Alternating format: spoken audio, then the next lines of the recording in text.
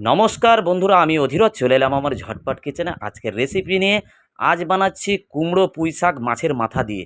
বাজারে যান 20 টাকার একটা মাছের মাথা কিনে নিয়ে আসুন, দাম 40 টাকা, আমি অর্ধেকটা নিয়েছি।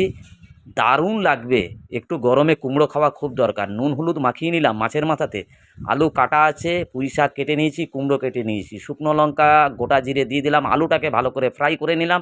এরপরে ডোগাটা দেব, যে পুঁই ডোগা ওটা দিয়ে দিলাম, ভালো করে ফ্রাই করবেন, তারপরে কিন্তু কুমড়োটা দেবেন।